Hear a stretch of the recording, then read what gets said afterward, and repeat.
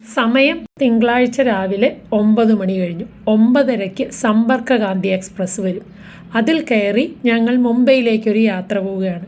ട്രിപ്പൊന്നുമല്ല, ഞങ്ങളുടെ രണ്ടാമത്തെ മകൻ മുംബൈയിൽ MBAക്ക് പഠിക്കുകയാണ്, ഖാർഘറിൽ. എന്നാൽ അങ്ങോട്ടേക്കാകാം. രണ്ടുപേരും റിട്ടയർ ചെയ്ത് വെറുതെ ഇരിക്കുകയല്ലേ, അപ്പോൾ കുറച്ച് സമയം പോകാനൊരു വഴിയുമായി കുറച്ച് ദിവസം അവൻ്റെ കൂടെ താമസിക്കുകയാവാം. നല്ല മഴ സമയമായതിനാൽ പോകുന്ന വഴിക്കുള്ള പുഴകളെല്ലാം നിറഞ്ഞു കിടക്കുകയാണ്. എങ്കിലും ഭാരതപ്പുഴ ഇനിയും നിറയാനുണ്ട്. ദേ മണൽത്തിട്ടകളെല്ലാം പൊങ്ങി കിടക്കുന്നു. അല്ല, ഇവിടെ വെള്ളം കുറച്ച് കുറവാണ് മറ്റുള്ളതിനെ വെച്ച് നോക്കുമ്പോൾ. ദേ, ഞാൻ പറഞ്ഞത് ശരിയല്ലേ? മറ്റുള്ള പുഴകളുടെയൊക്കെ ഒരു അവസ്ഥ നോക്കും. കണ്ടാൽ തന്നെ നമുക്ക് പേടി തോന്നും. പണ്ട് 2018 മുമ്പ് ഈ മഴയൊക്കെ നമുക്കൊരാഘോഷമായിരുന്നു. പക്ഷെ ആ വെള്ളപ്പൊക്കത്തിന് ശേഷം ഈ മഴയും വെള്ളവും കാണുമ്പോൾ അറിയാതെ മനസ്സിലൊരു ഭീതി ജനിക്കും. അത്രയ്ക്ക് വെള്ളമാണ്. വളപട്ടണം പുഴയാണെന്ന് തോന്നുന്നു. നിറഞ്ഞു കവിഞ്ഞു കിടക്കുകയാണ്. പ്രത്യേകിച്ച് കണ്ണൂർ, കാസർഗോഡ് ഭാഗങ്ങളിലെല്ലാം നമ്മുടെ എറണാകുളത്തെ അപേക്ഷിച്ച് മഴ വളരെ കൂടുതലുമായിരുന്നത് കൊണ്ട് അങ്ങോട്ടുള്ള യാത്ര മൊത്തം ഈ വെള്ളവും കണ്ടുകൊണ്ടുള്ള ഒരു പോക്കായിരുന്നു. രാത്രി ഗോവ വഴിയുള്ള യാത്രയായിരുന്നു. അതൊന്നും നമുക്ക് കാണാൻ പറ്റില്ല, നമ്മൾ ഉറങ്ങിപ്പോയി. പക്ഷെ നേരം വെളുത്ത് എണീറ്റപ്പോൾ എൻ്റെ മനസ്സിൽ പിന്നെയും പിന്നെയും ആരോക്കിനാവിൻ്റെ ആ പാട്ടും പാടി. മഞ്ജു വാര്യരൊന്നുമല്ല, എങ്കിലും ഞാൻ സന്തോഷത്തോടെ ടണലുകളിലൂടെയുള്ള യാത്രയും അങ്ങനെ തുടർന്നുകൊണ്ടിരുന്നു. പിന്നെ ടണലുകളെല്ലാം കഴിയുമ്പോഴുള്ള കാഴ്ച പറയേണ്ടത് തന്നെയാണ്.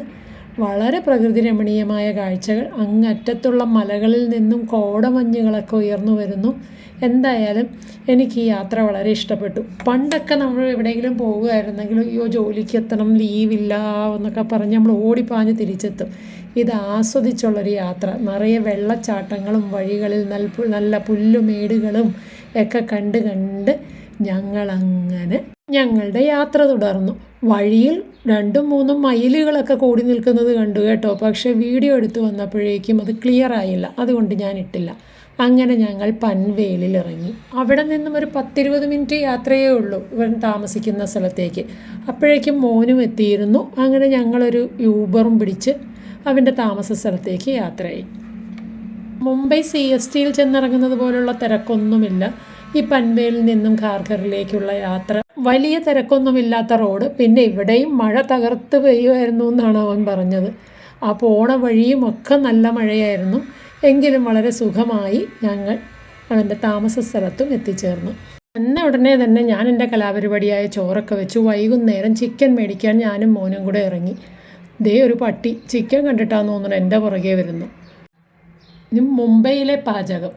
രാത്രി ചപ്പാത്തിയും ചിക്കനും ആണല്ലോ, അപ്പോൾ വേഗം തന്നെ ചപ്പാത്തി ഉണ്ടാക്കാനുള്ള നടപടികൾ ആരംഭിച്ചു.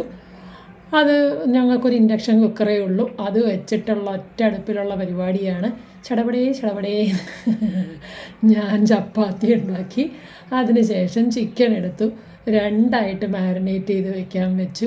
2 കിലോ ചിക്കൻ മേടിച്ച കൊള്ളാനുള്ള പാത്രമൊന്നും ഇവിടെയില്ല. അപ്പോൾ ഞങ്ങൾ പോയ വഴി കുറച്ച് പൊടികളും സാധനങ്ങളും ഒക്കെ മേടിച്ചിരുന്നു. അങ്ങനെ വെളിച്ചെണ്ണയൊക്കെ വെച്ച്, കത്തിക്കാണെങ്കിൽ ഭയങ്കര മൂർച്ചയായതുകൊണ്ട് ഉള്ളിയെല്ലാം മുഴുവനോടെ കിടക്കുക, മുറിയണ പോലും ഇല്ല. ഇതൊക്കെ എങ്ങനെ ഈ പിള്ളേർ ഇത് വെച്ച് മാനേജ് ചെയ്തിരുന്നോ എന്തോ. എന്തെങ്കിലും ആകട്ടെ, ഉള്ളത് കൊണ്ട് ഞാൻ ഇഞ്ചിയും വെളുത്തുള്ളിയൊക്കെ ചതച്ച്, മിക്സിയൊന്നും ഇല്ലേ, അതൊക്കെ ചതച്ചിട്ട് അതൊക്കെ ഏകദേശം നല്ലപോലെ മൂത്ത് വരുമ്പോൾ നമ്മൾ സാധാരണ ചെയ്യുന്നത് പോലെ തക്കാളിയെല്ലാം വഴറ്റിയിട്ട് പൊടികളെല്ലാം ചേർത്ത് മാരിനേറ്റ് ചെയ്ത ചിക്കനും അതിലേക്കിട്ട് കുക്കറിലേക്കിട്ട് 2 സ്റ്റീമും കളഞ്ഞ് ബാക്കിയുള്ള ചിക്കൻ ഒരു എയർടൈറ്റ് പാത്രത്തിലാക്കി ഫ്രിഡ്ജിലേക്കും വെച്ച് വന്നപ്പോൾ പണി കഴിഞ്ഞു. അങ്ങനെ മല്ലിയിലയിട്ട് ചിക്കൻ കറി റെഡിയായി. ചപ്പാത്തിയും ചോറുമാണ് ഞങ്ങൾക്കെങ്കിലും. എന്നും ചപ്പാത്തി തിന്നണം, അവനിതൊന്നും വേണ്ട, അവന് ചോറ് തന്നെ മതി. അപ്പം ഞാൻ കുറച്ച് കടലയും സാമ്പാറും ഒക്കെ ഉണ്ടാക്കി.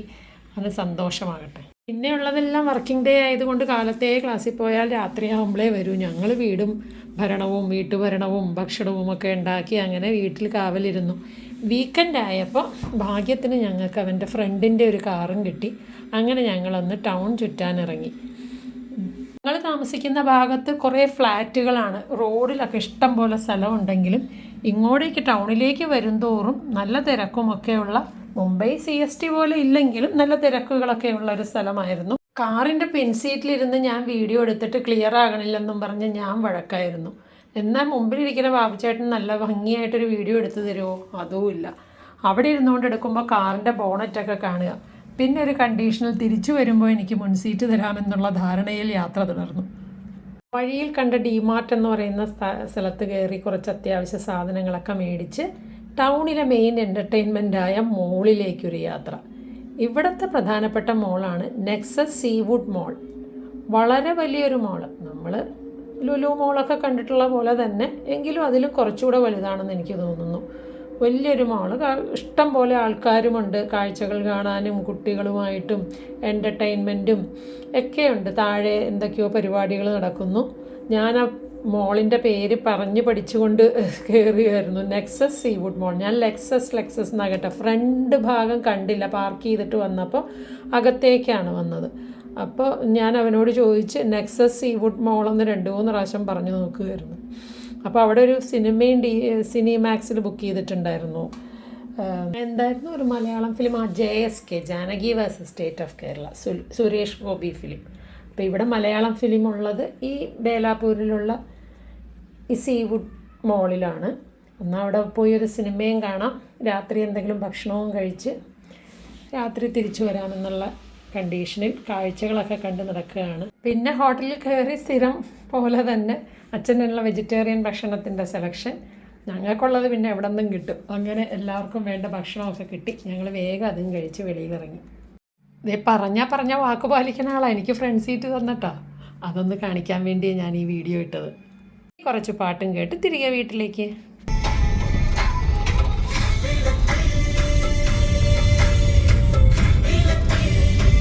ഇത് കണ്ടോ, നല്ല ഭംഗിയില്ലേ കെട്ടിടം കാണാൻ. ഇതാണ് ഉത്സവ് ചൗക്ക്. ഇത് 72-ാം AD പണിതതാണ്. Greek Roman architecture. എന്നാൽ നിർത്തട്ടെ. എല്ലാവർക്കും ബൈ.